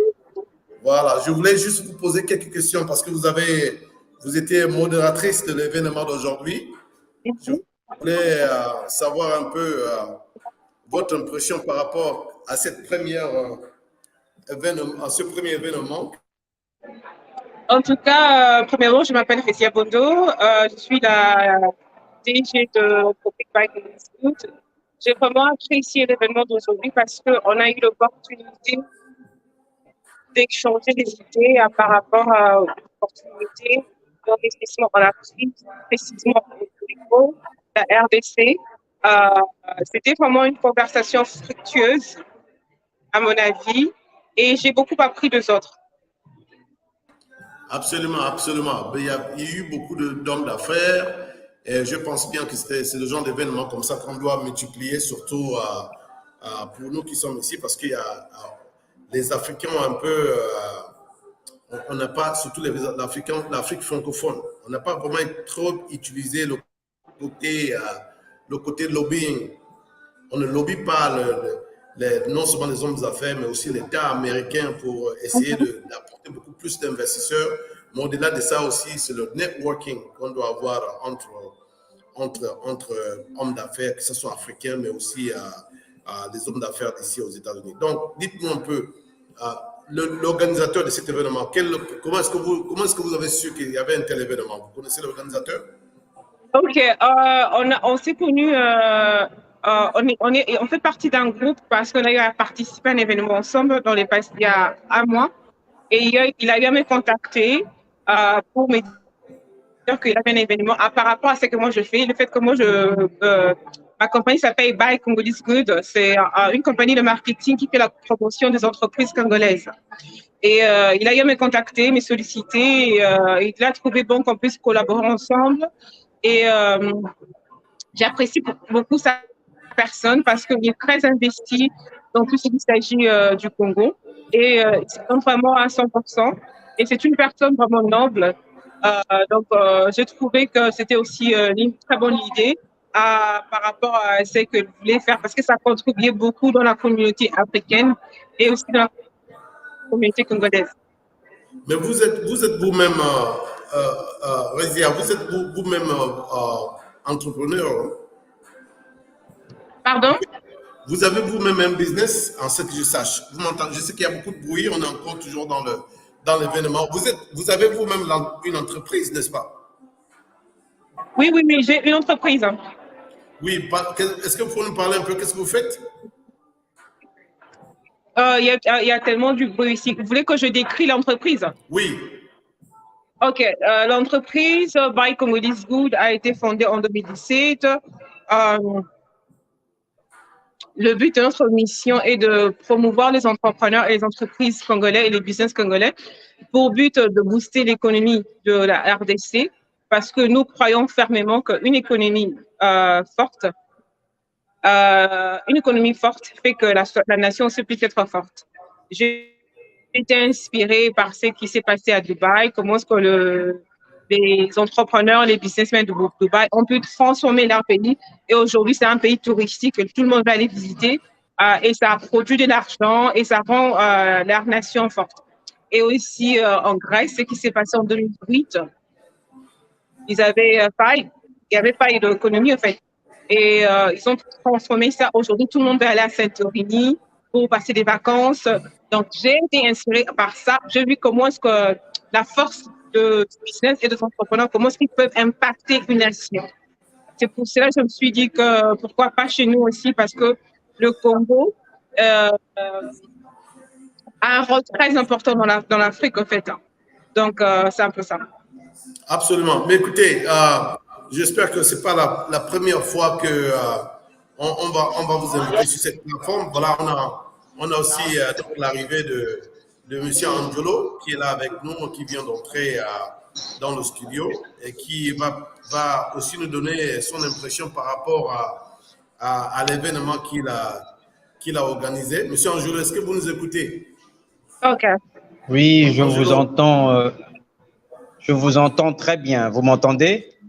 On t'entend très bien. C'est vrai que le show n'est pas encore complètement fini. On est toujours, on est toujours en pleine manifestation. Mais dis-moi un peu, Angelo, je suis avec Rezia qui est là avant toi, mais dis-moi un peu de tes propres mots. Pourquoi est-ce que tu t'es engagé dans cette venture? Essayer de ramener les hommes d'affaires, expliquer qu'est-ce que les Africains doivent faire maintenant. C'est quoi ta motivation derrière ça? La motivation, c'est toujours, this is about Mother Africa.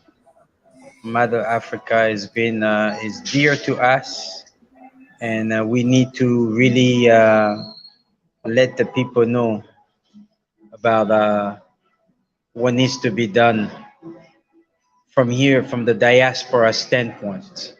It's very important that the diaspora understands that one of the best way is to bring tourism.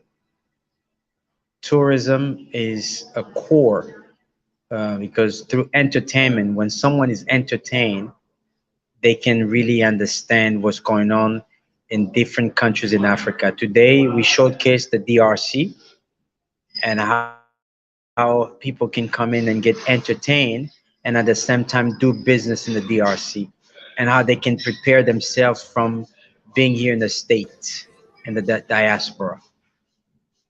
Absolutely. So, based on this first event, any takeaway?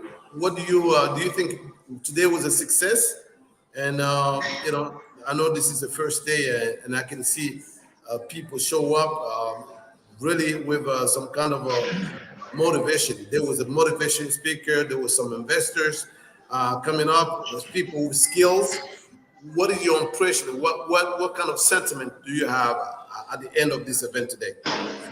The sentiment was great because I see a range of people from advocacy, from lobbying, from strategic communicators, investors, people who are already on the ground doing business here in the US, and people doing business in the DRC and other parts of Africa, and people wanting to take their children to go visit the motherland for the first time.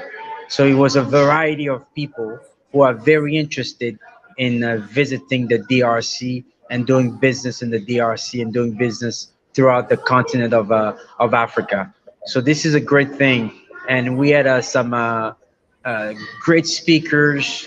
We had a great moderator who did a very good job. And then we had a special guest straight from the DRC from one of the, I think you need to talk to the executive director of the electricity company of the Congo, the SNEL, because he asked some core questions. Why is America distorting the image of the DRC?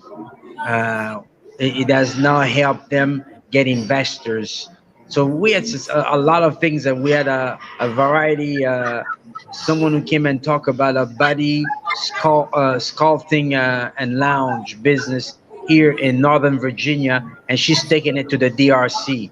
She's launching a new business in the DRC. In the room, we had a lady who owns 9 McDonald's franchise. So this is amazing. Absolutely. Listen, I believe we will have probably another time to go through step by step about everything that was going on today, because I know the importance of what you did today. This is the beginning, but already you can see how people are excited to see how this kind of events will occur at least once a week. Still can hear people laughing, people happy about what happened today. So we look forward. We look forward to have a through a conversation with you again on this, and to see how we continue. We're gonna got to continue to work together as a community, all Africa, how to work as a community to move forward in every kind of venture we're putting in place. So I look forward to it. I look forward to it. Absolute, sir. So thank you so much again. and you know, we are probably gonna catch up before the next event. All right, thank you. You stay All right. blessed, my brother. You too. Do the same. Good job, man. Thank Bye-bye. you.